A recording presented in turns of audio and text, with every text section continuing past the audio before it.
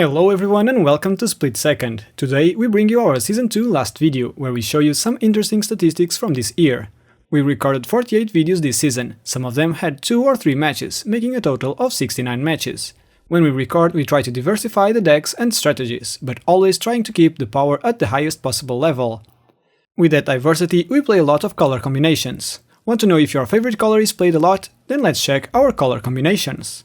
Be mindful that there will be spoilers ahead. Our most played color combination was EZ with 24 total matches, followed by Simic with 23 and 5 colors with 22 matches. Grixis was 4th with 21 and closing our top 5 with 20 matches was Golgari.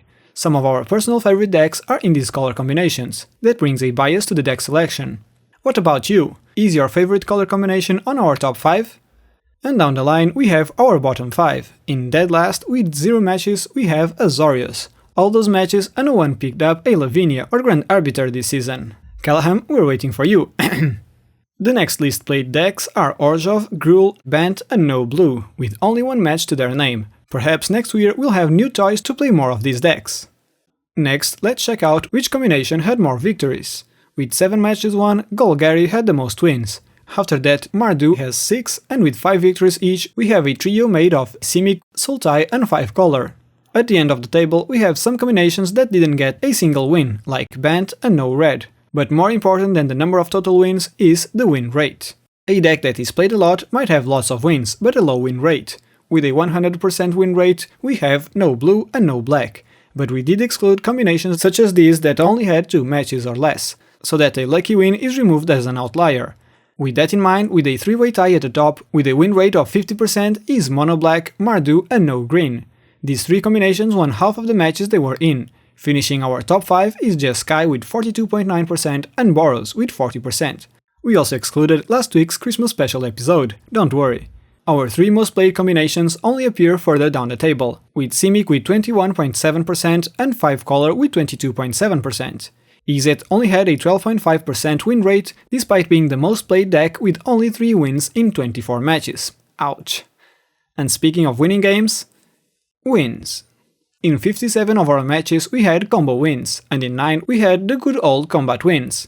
Infinite attackers and infinite turns not included, those count as combos. We also had 3 wins where a player locked the others from playing, so everybody conceded to the lock. So in total, 83% of our matches were won with a combo. Speaking of which, not all combos are Thassa's Oracle into Consultation. Only 7% of combo wins use Demonic Consultation or Tainted Pact to win with the Merfolk. Comboing off with Infinite Dualcaster Mage and Twin Flames is tied in first with 5 wins, the same number of victories as a variety of combos using Underworld Breach. In a 4-way tie, with 4 wins each, are the boring Thassa's Oracle, 2 classic combos like Foot Chain and Isochron Scepter with Dramatic Reversal, and a brand new combo that this year brought us, infinite casts of Chain of Smog with Witherbloom Apprentice on the field. Combo wins usually end up games faster, but sometimes our games take too long to end. That brings us 2 turns. Our fastest match ended on turn 2, all combo wins. That happened 4 times. We had another 4 victories on the 3rd turn. Our most frequent turn to win is the 5th, and on average our matches take 6.4 turns to end. Last season our average was 7.2, so we were getting faster wins. On the other end of the spectrum, our grindiest match was in our episode 68, taking a whopping 16 turns to end. It eventually ended in turning creatures sideways for a combat damage win.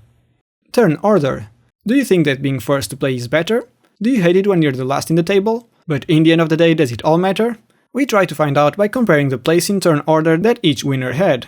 As you can see, for a total of 69 matches, it seems that being first to play or the last will net you the same odds of winning. The sweet spot in our sampling is the 2nd place. The worst position seems to be the 3rd to play. So next time you win the dice roll, perhaps you should watch out for the who's after you. That could be the probable winner. As sometimes, first players might attempt to win sooner than later, and the stack wars to stop him open way for the last player to win unchecked. However, don't take these statistics as absolutes. If you do enjoy crunching numbers, you should check out the CDH Metagame project, where people worldwide submit their match results to help on creating a bigger and more informed database of results. You can find the links in the description below. And this is it for our Season 2 statistics. Tell us in the comments what should you like to see covered next year. And don't forget to join us again next week as Season 3 starts full of action. See you all then.